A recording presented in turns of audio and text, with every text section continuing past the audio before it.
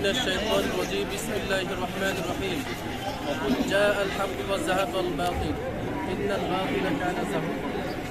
সম্মানিত মুসল্লিদের কেরাম, আলোচনা দীর্ঘ করার কোনো সুযোগ নাই।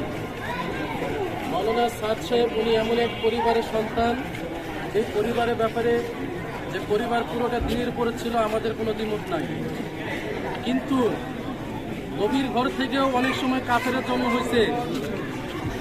একজন মানুষ কিয়ামত পর্যন্ত হেদায়েত করে থাকবে, এই সার্টিফিকেট আল্লাহ তাআলা কাউকে দেন নাই। হেদায়েত একমাত্র আল্লাহ তাআলার হাতে, তিনি যাকে ইচ্ছা তাকে হেদায়েত দিবেন।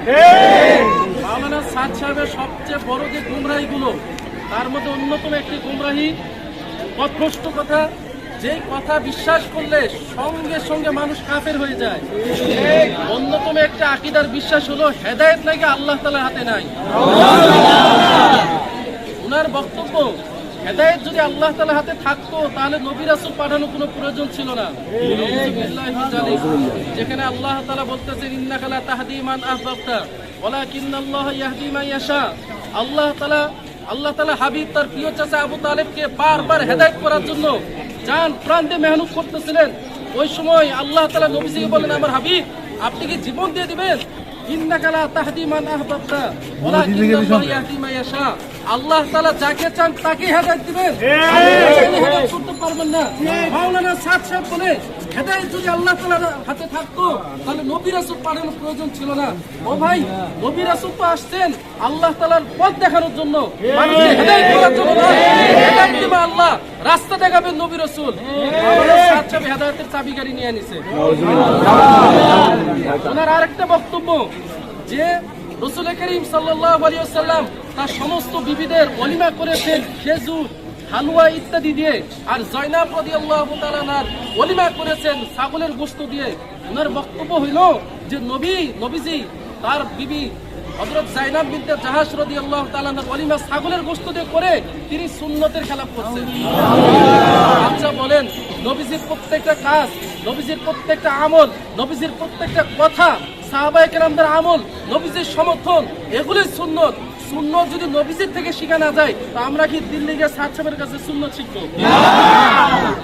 আর আরেকটা বক্তব্য হলো যে আল্লাহ তাআলার প্রিয় নবী হযরত মূসা আলাইহিস সালাতু ওয়াস সালাম উনি তুর পাহাড়ে গিয়েছিলেন তাওরাত নিতে। আলাইহিস সালাম গিয়েছেন আল্লাহ তাআলার হুকুমে, আসছেন আল্লাহ তাআলার হুকুমে।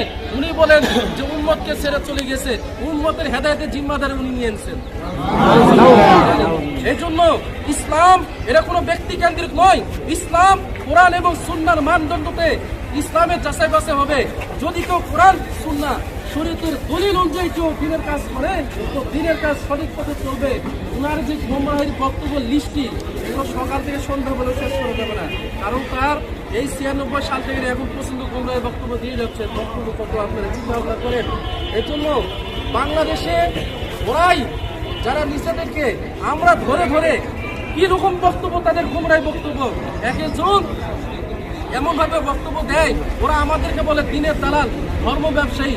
আরে ভাই, উলামায়ে কেরাম তাদের জীবন যৌবন সবকিছু কুরবানি করে মানুষকে দিনের দাওয়াত দেয়, ধর্ম ব্যবসায়ী। উলামায়ে কেরাম আর হলে দিনের রাহবর, দিনের মানুষের উম্মতের রাখাল। উলামায়ে কেরামদেরকে যদি রাখাল থেকে সরে দেওয়া যায়, বা ছাগলের উপর তখনই হামলা করে যখন রাখাল শূন্য থাকে।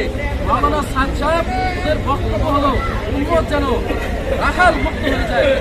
আমরা ইনশাআল্লাহ তাদের যে মার্কাজ এখানে হচ্ছে আমরা সবাই জানি, এক একটা মার্কাজ মানে 3 রকমের একটা কেন্দ্র, এটা কখনো হইতে দেওয়া যাবে না। আমরা এটাকে বন্ধ করার জন্য মূলত আসির প্রতিবাদ।